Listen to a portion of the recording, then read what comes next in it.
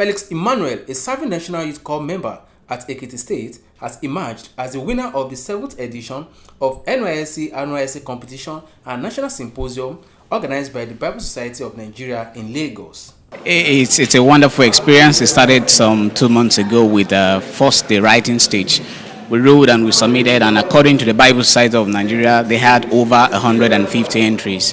And then the 6 finalists arrived. I feel particularly very delighted and grateful to God because I got the information about this program almost close to the time the entry date was going to close.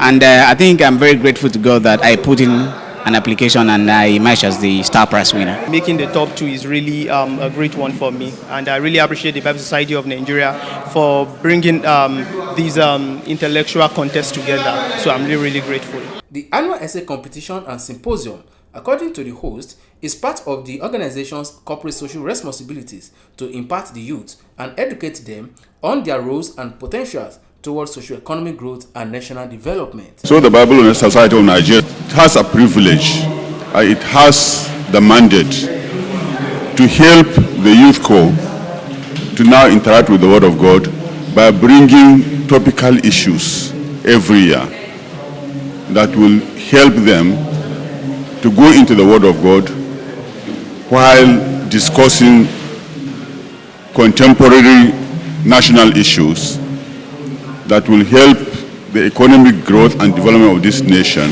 that will help develop them even as individual citizens of this nation, to groom them into being the leaders of tomorrow. One of the most important things that we are going to do, we've always been saying Bible Society of Nigeria is not a political organization, but we go into advocacy in all ramifications of governance, that we are going to be meeting with each of the stakeholders, talking about them, that look, the youth are the next set of people that we need to talk about. With what I saw here today, I believe there is a new hope for our nation. The essay competition shortlisted 6 finalists for the final stage. The 6 finalists, in their presentation, urged the government to continue investing in the education of the youth and also create an enabling socio-economic environment for the youth to achieve more productive youth in the country. The glory of the youth is their strength. It is through empowerment that the strength of the youth is harnessed and channeled towards societal growth and development. In the same token, Franklin Roosevelt, the 32nd President of the United States of America, once declared that we cannot always build the future for our youth, but we can build the youth for the future. The economy is the interplay between a society and the means of production and consumption of that society. This affects each other. So if the society is progressing and the economy is not progressing, you have a society just like Nigeria. The National Youth Policy defines youth as a person between the age of 18 to 35, and then empowerment, according to the dictionary, is to give somebody more control over their own life or the situation they are in. Adams in 2008 conceptualizes empowerment as the capacity of individual, group, and of communities to take control of their circumstances, exercise power, and achieve their own goals, and the process by which individually and collectively they are able to help themselves and others to maximize quality of their life. It's our brief here today that the empowered youth are the drivers of Nigeria's socio-economic growth and development. The accent is on the word empowered youth, not any kind of youth, not every Tom, Dick, and Harry. And in the next 10-15 minutes or thereabouts, I'll be stating how Nigerian youth can be empowered to drive socio-economic growth and development. Number 1, education. Education is the premise of every society. It's the premise of progress in every culture and in every family. These are not my words, but the words of the reverted elder statesman, Kofi Annan. And the fact remains that the educational structure in Nigeria is decrepit. This fact is not lost on our president, who stated some months back in London that half of the Nigerian youth population have not been to school.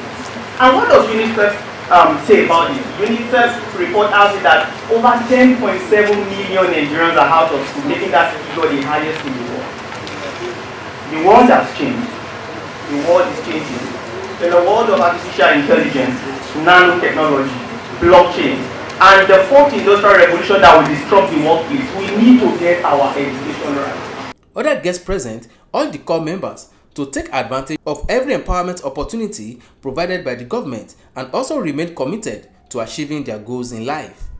From the NYSC perspective, I can actually say that the government is trying extremely hard. That was why the NYSC brought in the Skill Acquisition and Entrepreneurship Development Program, which is called SAID. And every core member is expected not just to acquire a skill, but learn how to become an entrepreneur from that skill acquired. But the challenge we have is this: you need to witness when this program is going on, right from the orientation camp. You discover that these young people are more concerned with chatting away amongst themselves rather than paying attention. So the percentage of Nigerian youths that buy into this program are very, very minimal. And in effect, we don't see a large turnover effect at the end of the day.